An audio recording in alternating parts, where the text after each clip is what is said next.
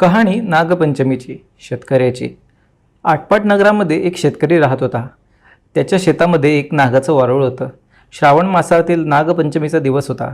नेहमीप्रमाणे शेतकरी आपला नांगर घेऊन शेतात गेला। नांगरता नांगरता काय झालं तर वारुळात जी नागांची नागकुळ होती त्यांना नागरांचा फाळ लागला, त्यामुळे ती लवकरच मेली। काही वेळाने नागिन तेथे आली व आपलं वारूळ पाहू लागली। तो तेथे वारूळ नाही, पिल्लंही नाहीत। इकडे तिकडे पाहू लागली तेव्हा तिला नांगर रक्ताने भरलेला दिसला। तसंच तिच्या मनात आलं, याच्या नांगरानं माझी पिल्लं मेली। तो राग मनात ठेवून शेतकऱ्याचा निर्वश करावा असे तिने मनात आणलं। फोफावतच शेतकऱ्याच्या घरी गेली। मुलाबाळांना, लेकी सुनांना, शेतकऱ्याला व त्याच्या बायकोला दंश केला। ती सर्वजण मरून पडली। पुढं तिला असं समजलं की याची एक मुलगी परगावी आहे, तिला दंश करावा म्हणून निघाली। ज्या गावी मुलगी होती त्या गावी आली। तो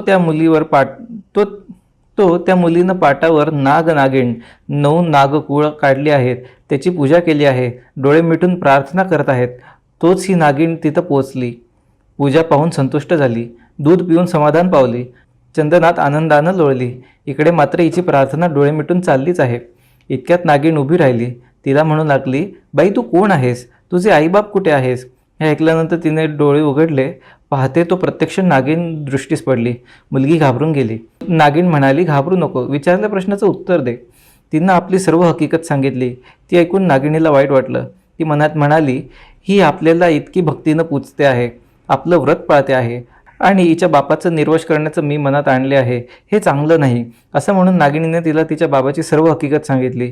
ती ऐकून तिला फार वाईट वाटलं, दुःख झालं। तिनं आईबापाला जिवंत होण्याचा उपाय विचारला। नागिणीनं तिला अमृत दिलं। ते घेऊन ती त्याच पावली माहेराला आली। सगळ्या माणसांच्या तोंडात अमृत घातलं। ती सगळी माणसं जिवंत झाली। सगळ्यांना आनंद झाला। मुलीनं बापाला घडलेली सगळी हकीकत सांगितली। तेव्हा बापानं विचारलं, हे व्रत कसं करावं? मुलीनं व्रताचा सगळा विधी सांगितला आणि शेवटी म्हणाली, इतकं नाही पाळता आलं तरी नागपंचमीच्या दिवशी जमीन खणू नये, भाज्या चिरू नये, नागोबाला नमस्कार करावा। तेव्हापासून त्याने नागपंचमीचं व्रत चालू केलं।